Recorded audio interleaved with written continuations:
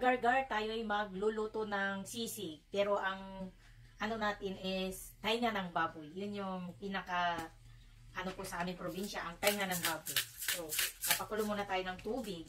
Tapos may paminta. Yung lagrak na paminta, nilagay natin sa tubig. Then, kuha tayo ng asin. Tayo ng asin. Lagyan natin asin para may timpla na. Tansya-tansya lang. Nasa tayo na kung paano mo tansyahin. Ako ganyan lang ako magluto. Tamang tansya. Hanapin natin yung asaan na yun. Ang dahon ng laurel. Nawawala.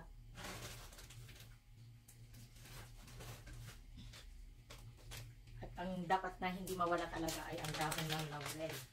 Lagyan lang natin ng tatlo. Ayan. Pwede na yan.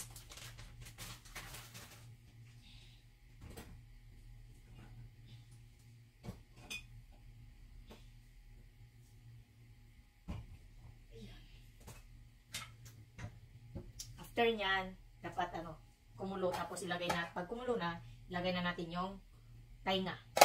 Takpan muna natin. Yun lang. Dahil marami tayong hugasin, dapat tanggalin muna natin yung hugasin natin. Maghugas muna tayo.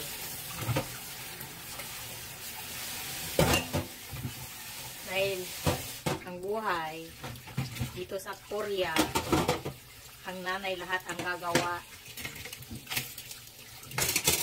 Pero sa probinsya, pag malaki na yung mga anak mo, nakakatulong na at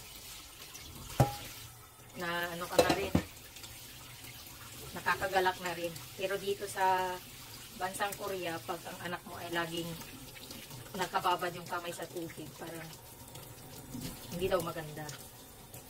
Sasabihin na wala ka bang nanay? Ayun. Ang ano nila dito kasi, pag may nanay, habang may nanay ka pa, nanay pa muna ang gagawa ng trabaho. Kaya minsan, naiiba yung culture natin sa culture ng Korea. Kaya madalas, ang mag-asawang Pinay at Koreano, minsan nakakapagbangayan dahil lang sa pagtuturo sa anak, culture ba. Iba yung culture nila. So, mapunta tayo dito sa aking tainga ng baboy. Huwag na natin pag-usapan yung culture nila kasi kung minsan, hindi mo rin talaga maintindihan ang culture ng ibang culture. So, focus ka na lang sa culture mo.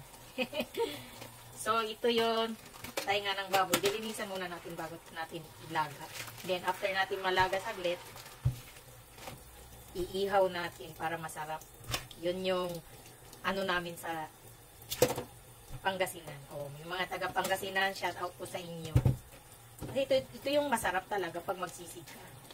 Yung tainga ng baboy. Buti na lang dito sa Korea, mayroon ng mga nagde-delivery ng tainga ng baboy. Ito ang karne ng baboy. Sugasan natin ang plastic bago natin itapon. Kasi ang plastic dito, pag tinapon mo basta-basta, pagagalitan ka, magmumulta ka pa kamo. So, napakalinis nila dito sa Korea. Hindi mo pwedeng paghaluin ang plastic at lata at hindi mo rin pwedeng ipaghalo ang mga tissue. Taro-taro, sabi nila. Kanya-kanya sila ng lagayan. At mapunta muna tayo dito sa tainga ng baboy. Huwag na yung mga yung cultural linis-linis. Dahil ang subject natin ay paggagawa ng sisi. Siyempre, dapat malinis ang tainga. Dali, malinis na to bago nila ito pinadala.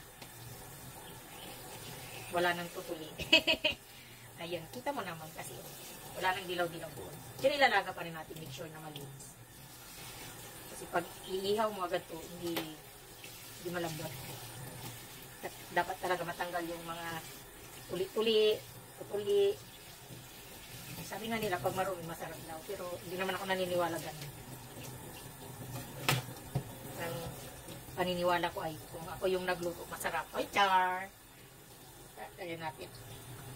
Kaya nagsayo-sayo tayo kanina medyo na-defrost na ito. Lagay natin. So, ayun lang. Ganito lang. Pag ano natin. Wala nang dilaw-dilaw dito. Kaya wala na siyang tutuli. Ayan. Tapos ilaga natin, mga kagar-gar. Saglit lang. Ito. Ayan. Ito yung dalawang dalawang pares na tainga. Hindi ko na pwedeng masabi dalawang tainga kasi apat to. So, pares na lang. Dahil ang ulo ng baboy, dalawa yung tainga niya. Kaya, dalawang pares. O, ayan. Talaga natin mga kagargar. Laga natin. Ayan, kumukulo na yung tubig natin. Lagyan natin ang ating tainga. Ay, step. Tainga ng baboy. Lagyan natin ang ating tainga ng baboy. Ayan. Hindi lang nilagay kong tubig. Dapat ito i-itsyo na lumubog. Lahat. Kaso, hindi lang yung nalagay kong tubig. Lagyan natin ang kumukulong tubig. Huwag natin tapan para, ano yung amoy ba? Hindi ba correct?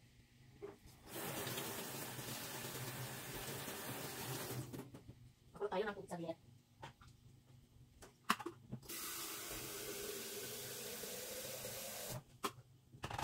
Maghuhugas tayo habang pinapakuluan natin yung tainga ng baboy. So, ito, gagawin muna natin para hindi makalat yung, ang tawag dito, lababo. At, ayusin natin.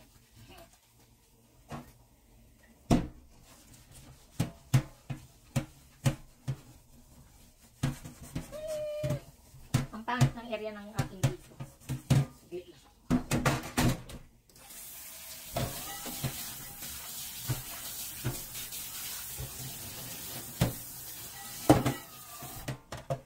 Ng area niya, hindi dapat dyan.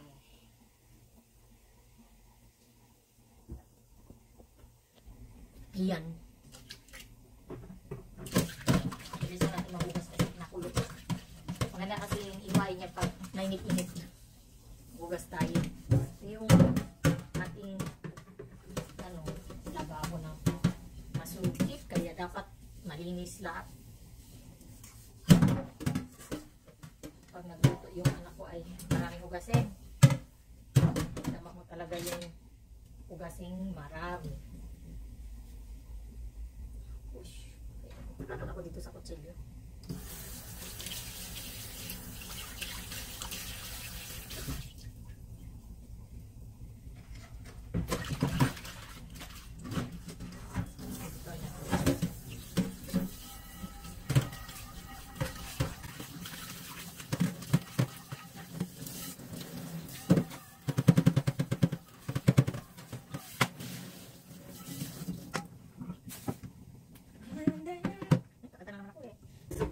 Boses.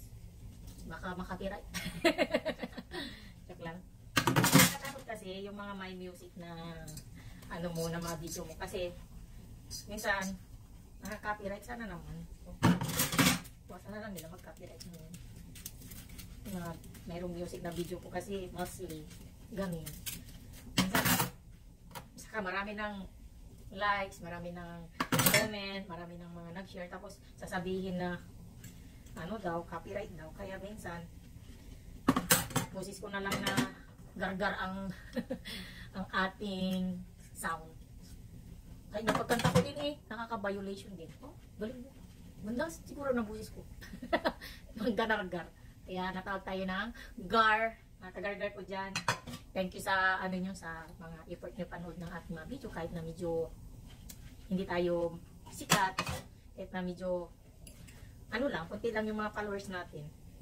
Tsaka salamat sa mga pinsan ko na kahit walang pa-premium ay share sila yung effort sila na tulungan ka mapanood nila yung video mo.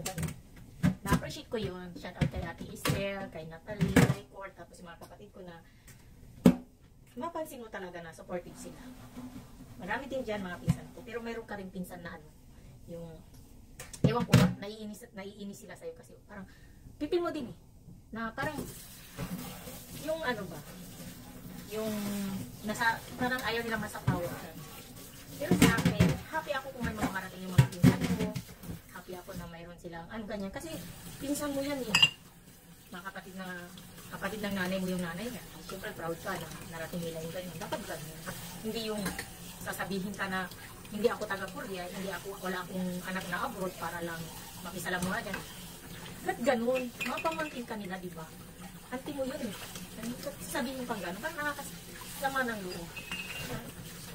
Dapat na maging happy nga sila kasi yung active yung pamangkin nila, active yung ano, lahat sinusubukan, lahat na ano, na ayos. Dapat maging happy. Kung dapat kaingitan ng mga pamangkin, dapat suportahan, mahalin, ganun. Kasi ramdam din ng mga pamangkin kung sinusuportahan ka talaga ng mga auntie mo.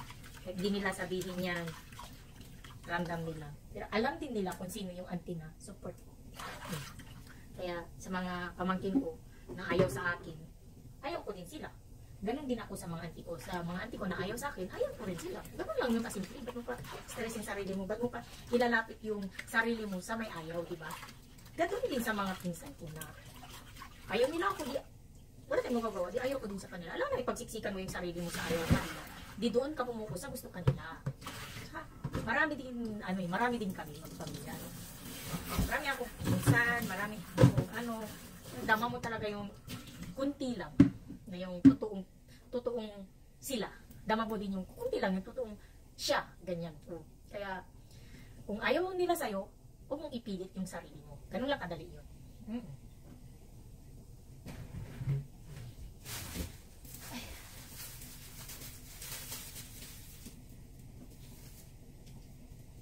Huwag na lang tayo pumukus saan. Focus na lang tayo dun sa gagawin natin sisi. Ang mga ganyang sitwasyon, huwag nang pansinin. Kasi ikaw lang yung may stress. Ayaw nila sa'yo, di wag. Ganun lang yun. Kaya ikaw, Natalie, huwag mong pagsiksikan yung sarili mo sa mga pinsan mo na hindi ka naman gusto. Parang, pili mo na lang na hindi ka nila tanggap dahil dyan sa narating mo. Ikaw, Natalie, ba't kasi ini-stress mo sarili mo? Kaya, go happy lang. Patuloy mo yung mga ginagawa mo. Kung ayaw nila, alam mo na hindi mo sila tinatapakan, hindi mo sila nilalait, hindi mo sila at hindi mo sila inaano, malinis yung konsensya mo na wala ka namang ginagawa, di ba? Huwag mo nang pansinin sila.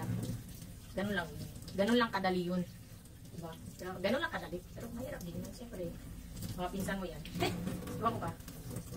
Pero alam mo, natalito ako sa'yo kasi kahit paano, kahit ayaw ka nila, binibigyan mo pa rin sila ng pasalubong kahit na umuwi ka, kahit pag may pinapadala kang box. Proud din ako sa'yo. Pero pag ako gano'n, hindi ko sila bibigyan. Bakit ba? Pero ewan ko lang sa nanay ko kung binibigyan sila. Ayaw kanila baka laitin pa yung ibibigay sa'yo. Diba? Lalaitin pa. Alam mo, ang isang tao, pag ayaw kanila, gagawa ng paraan parang lang laitin ka. Yun. Sana matuto kayo.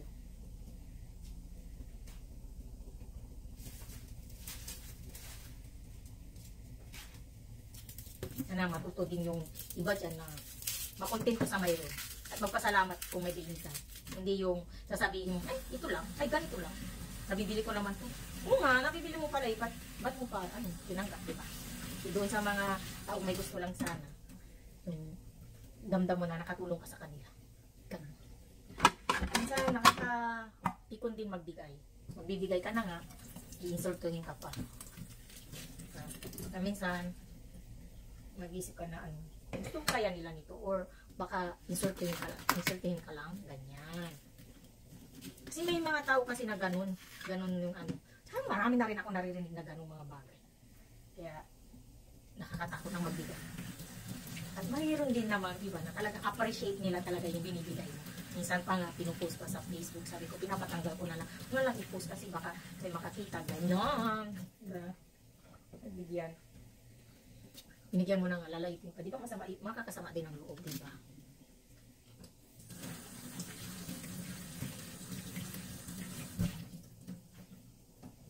Yan.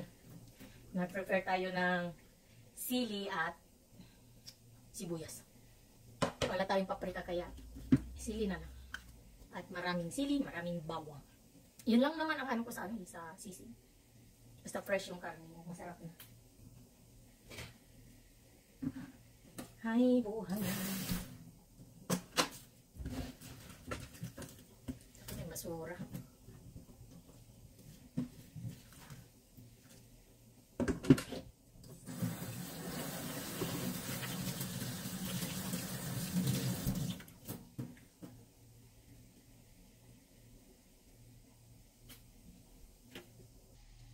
Ayan, at parang malambot na yung karne natin. Yung karne natin. Yung tainga ng baboy. Parang malambot na nga. Ush! Ush! Iihaw din natin ito. Pakulan natin ng mga 10 minutes pa. Hindi pa masyado pala. So, ganyan lang. Update ko kayo mamaya pag okay na. Ma, ano mo lang? Magluto ka ng sisig. Iyan. Ito yung paborito ni Kim Namuk na sisig. Siya na daw ang bahala. Ako ang naglaga. Ayan tayo. Na-slice niya na ang sibuyas. Puting sibuyas ang gagawin natin at maraming sili. Ito yung manghang sa Korea na sili. 이거 한국말 고추 뭐지? 청양고추. 중량고추 daw siya. 중량고추. Hindi siya yung parang uwi. Ito yung 중량고추 daw. So, ayan. I-mix mo na lang dito, anak. Yugi 같이 하면 돼. Okay.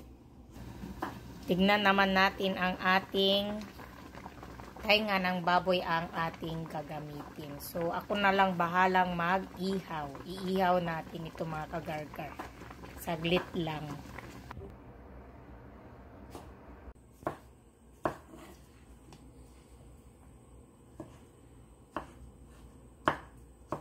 Patapos na naka. Galing-galing ah. Ay. Ma, anong ulam?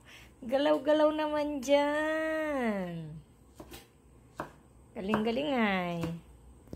Ang naggagayat yung aking anak ng sibuyas at sili. Tingnan natin yung iniihaw natin. Ayan. Yung tainga ng baboy at pumuputok-putok na. Kaya balik ta rin natin. Dahil kahit sino ay kailangan balik-balik ta rin.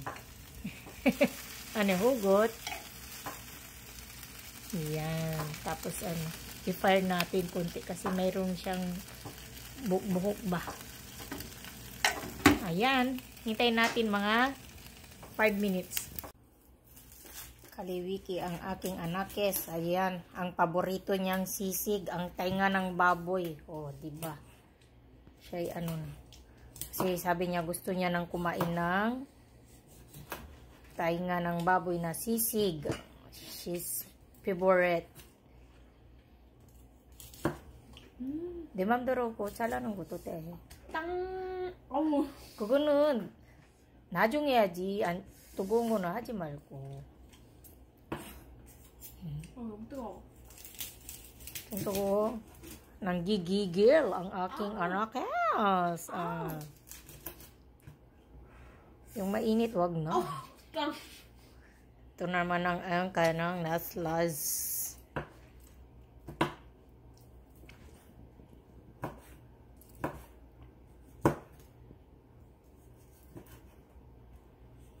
At ako naman ang taga-video niya. O, diba?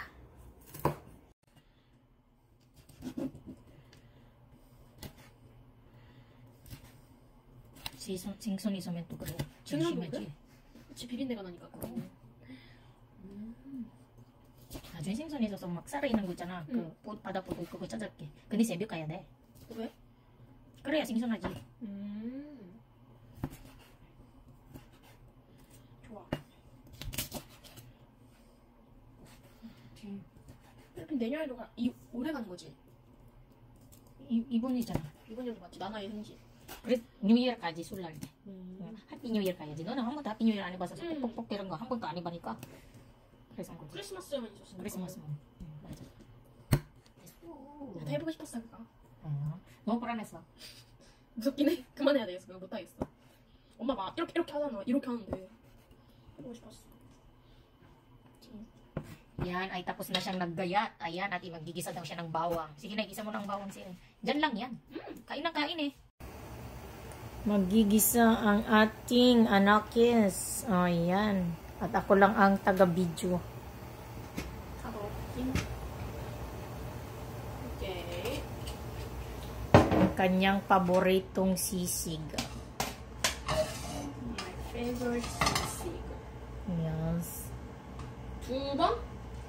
Kasi, 엄청 많이. Ang dami niya naglagay ng bawang. Grabe. Para sa nanan punong gumanya. 그래?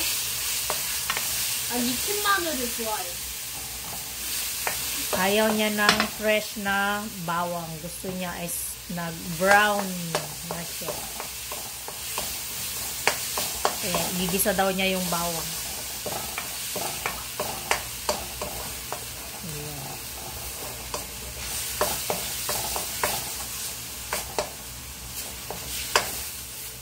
Igisa mo din yung karne na.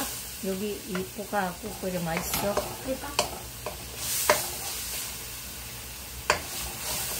조그만 마늘을 조금 더 볶고 그 다음에 얘를 넣자. 그래. 그래서 향이 좋더라고. 오케이. 너 알아서 하지. 네 방식으로 해. 좋아. 내가 그거 말고 고기. 고기를 넣고. 이거 오늘 볶으면 되지 않아? 이거는 바삭하겠지. 고기를 볶는다.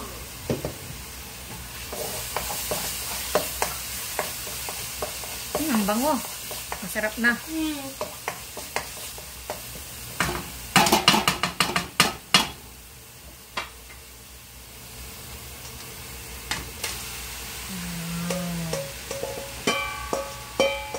Ang sisig ni Namo. Masarap na.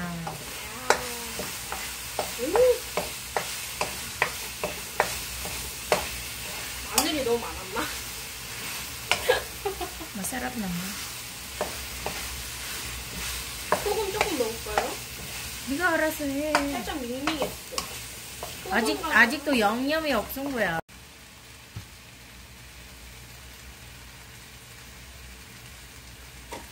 싱거운 거 아니야? 아직 안 했다고 하니까 간을. Masarap din yan pag may patis na.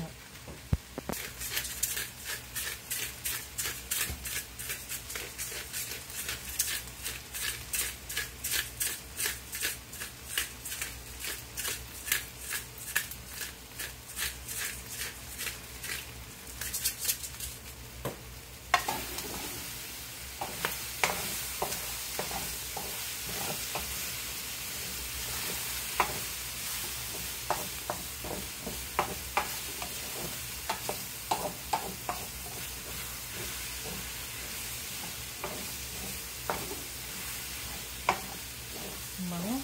Nakakagutom na ako. Ang sarap. Ang bango.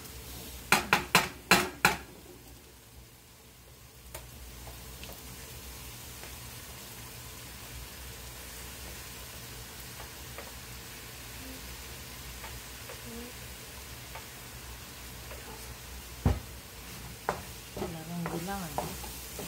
와. 조금 많이 넣는 게 낫겠다. 우리 둘만 먹으니까?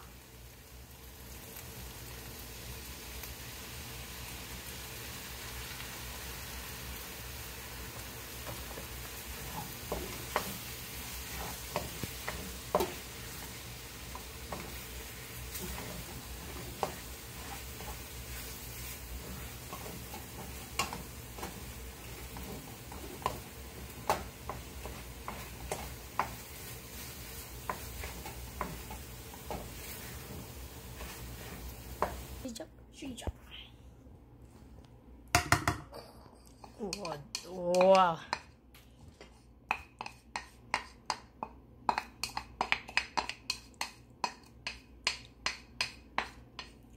Bango.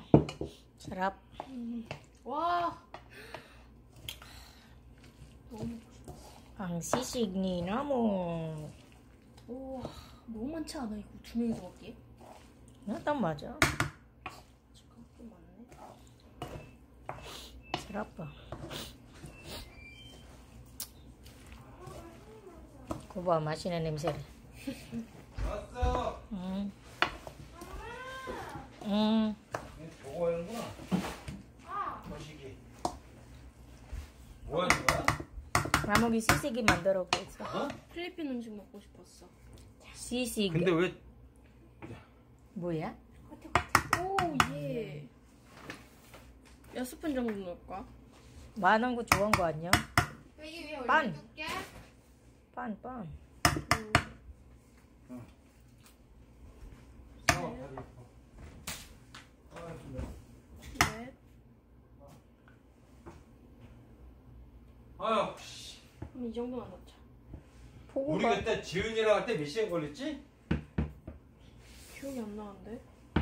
깜깜할도 왔잖아.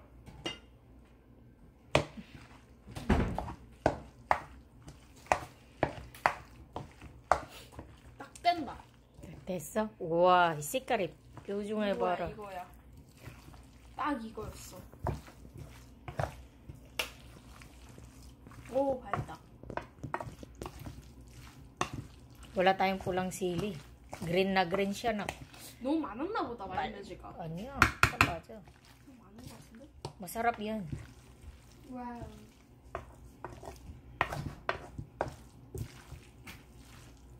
Kuha ko ng kutsara. 먹어볼래? 나도 madadali mo dyan. Sarap.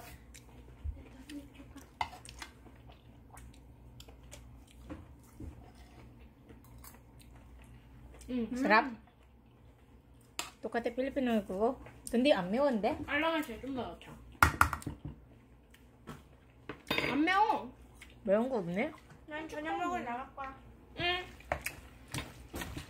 고춧가루를 넣을까? 매운 게 없어. 고춧가루? 고추. 고춧가루는 안 어울릴 것 같아. 그래. 뭐. 네 입맛이 안 자자 매워. 많이 먹어. 많이 넣자. 이 정도만 넣어야 돼. 이것도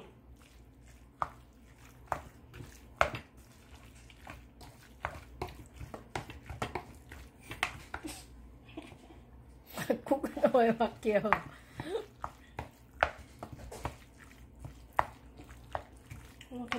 이 색깔 아니야? 이 색깔이야? 근데 빨간색만 없어서 그래. 필리핀 고추가 있어야 되는데. 진짜 매운 거 있어야 돼. 필리핀 고추가 있어야 돼. 됐어. 조금 그거 넣을까? 뭐? 불닭 소스. 조금 넣으면. 너무 안 매워. Tacos mapo. Ayan, ang sarap-sarap naman yan, nak. Wow. Tara, kain. Yummy, yummy ang sisig ni Namo. Kayan, ang tainga ng baboy. Okay, hanggang dito lang ang ating video. Ayun, annyeong. Sarap, kain. 시작 이거 어딨어? Masarap. 제일 위에 봐봐.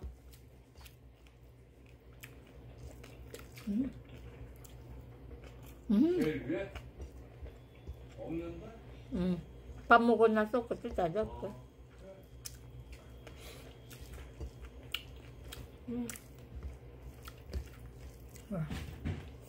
많이 먹어봐. 나무게 열심히 요리하는 거. 또 4시간 반. 응?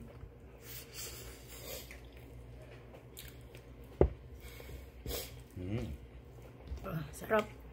The best na. 이거 너무 먹고 싶었어. 네? The best yan. 동관이 뭐하니? 아, 읽고 있어?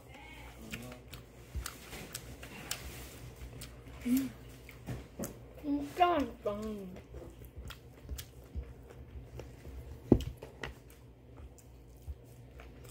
봐봐. 말용 똑같아.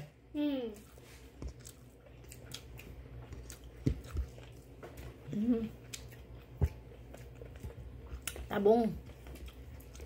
인정.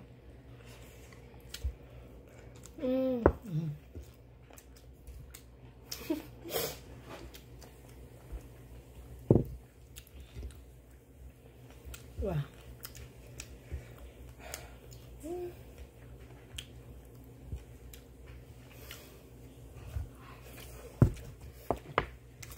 냉장고 넣어야겠다. 먹어마다 입혀야 돼.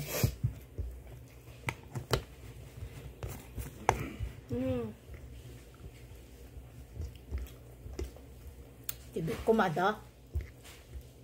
고추 많이 넣고 불닭소스 넣었어.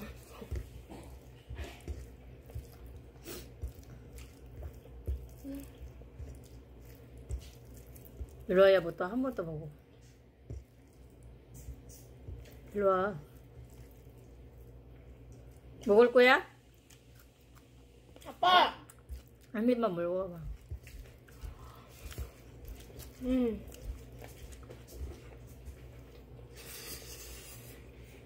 맛있냐? 집에 먹어봤어. 이거. 응. 짜장. 사줘? 그래, 있는 게 없으니까. 맵다.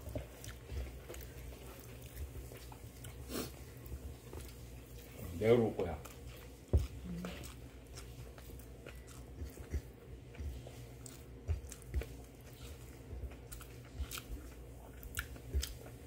야, 왜 이렇게 맛있어? 탈 것 같아.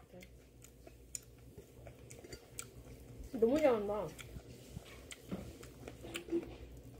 오들오들해. 처음 하는데 완전 잘한다.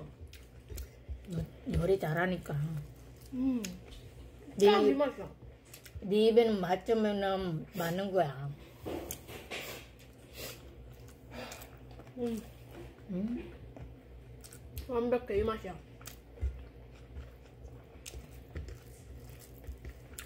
응.